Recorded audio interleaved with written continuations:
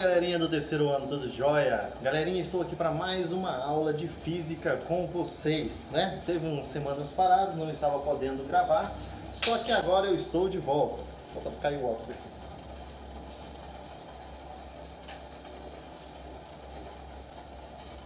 Então, galerinha, vamos lá para a aula da semana.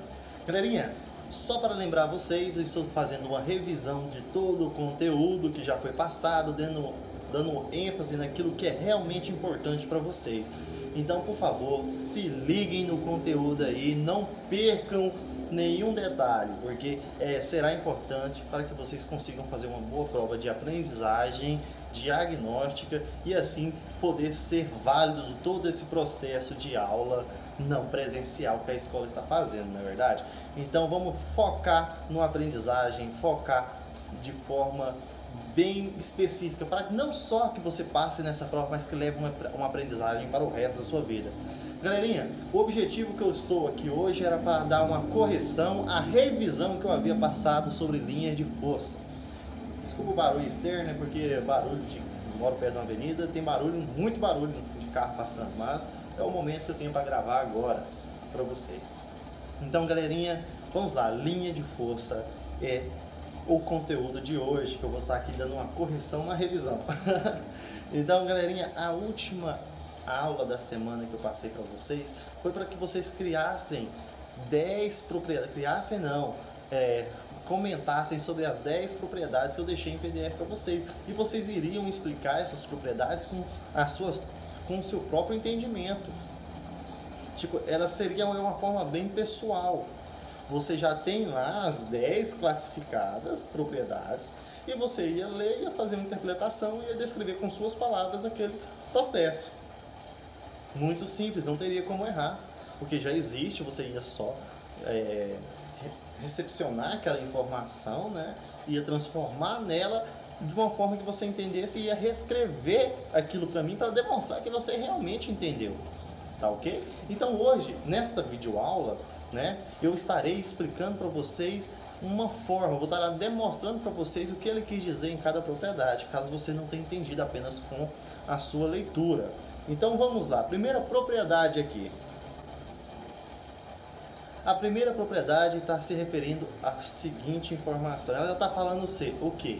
Falando, olha, as linhas de força não são reais, não são, mas se usa esse tipo de pensamento, esse tipo de informação, porque é uma forma de visualizar, né, de forma crítica, de forma matemática, de forma física, o conceito de campo de força, né? Por quê, professor? Porque a gente sabe que ele viaja em uma linha reta, né, no vácuo. E se ele viaja, esse campo, ele existe em um determinado perímetro daquele corpo que está emitindo esse campo magnético, seja ele com carga positiva ou seja ele com carga negativa. Então, por que existe uma reta para representar? Olha só a leitura final. Olha, porque ele tem essa linha, essa propriedade desse campo de força tem um módulo, tem uma direção e um sentido. Então, o que mais seria mais preciso para representar o campo de força do que uma linha, do que uma reta, né? Então, aí está explicado, a linha de força ela não existe, mas ela é usada para que possa ser visualizar um comportamento do campo de força de um corpo de carga, né? De carga geradora, seja ela positiva ou negativa. Então a primeira propriedade é isso, é te demonstrar que a linha de força é uma simulação, a linha em si ela não existe, mas é uma forma de entender o comportamento do campo magnético, porque tem modo, tem direção, né? E sentido. Então, a melhor coisa de representar é a linha de força, então por isso que nós chamamos de linha de força. Vamos lá, segunda propriedade para vocês. Olha, as linhas de força são sempre abertas, ou seja, não se fecham sobre si.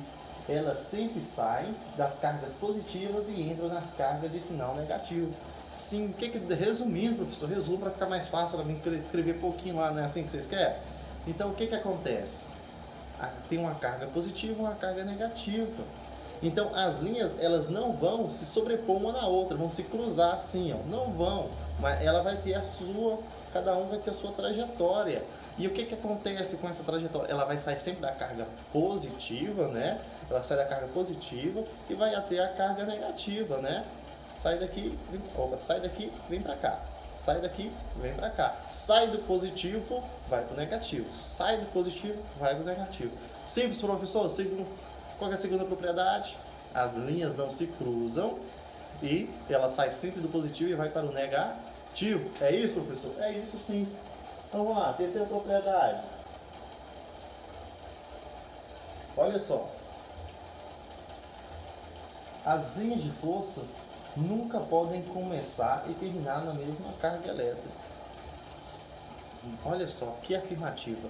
Linha de força nunca pode começar e terminar na mesma carga elétrica. Como assim? A gente acabou de ver no conceito, na propriedade anterior. Se ela sai do positivo, tem que ir para o negativo. Ela não tem como sair do positivo e lá dar uma volta e voltar no positivo de novo. Ela faz isso? Não faz. Ainda está falando, isso nunca acontece. Né? Ela sai de uma carga e vai para outra carga. Ela não volta para a mesma. Não volta. Se estiver lá na afirmativa que isso acontece, falsa, professor, é falsa. Quarta propriedade. Se o campo elétrico local for nulo, não haverá linhas de força na região. Na ligação, né? Na região. Não haverá linhas de força na região. Por que, professor? O que é preciso? Qual que é a base? Qual que é o fundamento de um campo magnético? Uma carga? Uma carga. Uma carga positiva ou uma carga negativa? Porque ela sai da positiva e vai para a negativa. Mas e se nem ela é nula? O que é nula, professor? Não tem carga, é zero, carga zero. Se não tem carga zero, o que é a carga? Não é a passagem de elétrons, não é? O campo magnético é a passagem de elétrons de um corpo para outro. Se é nula, não tem o que se passar, então não tem campo eletromagnético. Isso que eu quero dizer na quarta propriedade. Vamos para a próxima, vamos para a quinta propriedade. Olha só, quanto mais próximos estiverem desenhadas as linhas de força em alguma região do espaço, maior é o módulo de campo elétrico naquela região. Olha só, se vocês virem na imagem do PDF, vocês vão perceber que quando está mais próximo a carga e as cargas de frente, né, dos dois corpos, as linhas vão estar mais próximas, né? Está bem próximo, quase alinhada assim, ó. Né? Então o campo de força ele é mais forte. Quando elas estão mais afastadas, assim, quer dizer que o campo de força, aqui assim, ó, ele é mais fraco. Quanto mais próximo, mais forte é o campo de força. Mais afastado, mais fraco o campo de força. Essa é a quinta propriedade. Estão pegando? Estão conseguindo acompanhar? Olha só a sexta propriedade. Vamos fazer a leitura. Esperar a mão passar. A tangente de qualquer ponto em cima de uma linha de força indica a direção do campo elétrico resultante. Olha, ponto final. Vamos entender até aqui. A tangente, né? Em cima de qualquer linha do campo de força. Primeira coisa, o que é a tangente? Aquilo que está fora, está entre os 90 graus. Como assim os 90 graus? A linha de força, né? Ela viaja em linha reta no vácuo. Quem faz uma curva é o campo magnético. Então, quando o ponto está em cima, uma carga de prova está em cima dessa linha de força, quer dizer que vai ter uma propriedade em linha reta, vai ter uma propriedade dando sequência, né? Em 90 graus. A tangente é aquilo que passa no meio, então quer dizer a direção dessa intensidade elétrica, a direção da intensidade elétrica é naquele ponto. Caso que tenha um outro corpo gerador, que é o corpo de prova, que ele está querendo dizer nesse ponto. Olha só, continua. Portanto, se uma carga de prova for colocada nesse ponto, ela sofrerá a reação de uma força elétrica na mesma direção. Então, tá vendo? Ela sempre sofre a tangente. Em qualquer ponto lá do campo magnético, ela vai ter uma sofrente e uma direção tangencial. A partir daquele ponto, vamos imaginar 90 graus aqui, né? Tá aqui 90 graus, aqui ponto 0, 90 graus, a tangente aqui. Então, quer dizer que ela está em direção, olha só. Vamos pensar uma linha de força. Em cima dessa linha, formou os 90 graus, né? A tangente é essa direção. E dependendo da intensidade da aproximação, esse lado aqui, se estiver mais próximo do negativo, a direção para o negativo é sempre, né? Se estiver maior esse lado aqui, significa que está mais próximo do negativo. Se esse aqui estiver maior, está mais próximo do positivo. E a direção dessa intensidade elétrica é sempre da tangente, é 90 graus. Olha, vamos fazer uma curva aqui com os 90 graus? Olha, está aqui o positivo, saiu, fez a curva do campo eletromagnético, chegou no negativo. Só que nesse percurso, ele tem uma tangente. Se colocar parou aqui, ó, colocou um corpo de prova, a direção da intensidade elétrica é na tangente. Ele não vai fazer a curva, ele vai sair na tangente, a direção dele. Estão entendendo? É apenas a direção que um corpo de prova vai tomar decorrente de estar em um campo eletromagnético, que é sempre de forma tangencial. Espero que vocês tenham entendido. Olha, tem aqui 90 graus seguindo o campo eletromagnético. Coloquei um corpo de prova em algum ponto aqui, onde é que ele vai? Vai seguir? Não, vai pegar a tangente. Tá pegando? Mas é isso aí. É estudo, é leitura. Tenho certeza que vocês conseguirem ter um foco. Passei mais videoaulas, vai dar certo. Vocês vão entender. Tangente saindo do campo eletromagnético com um corpo de prova. Então essa é a direção tangencial que ele pega. Ele vai pegar a curva? Não, ele vai sair na tangente. Vou pensar em formas mais elaboradas para poder explicar isso para vocês de forma melhor. Mas é sempre assim.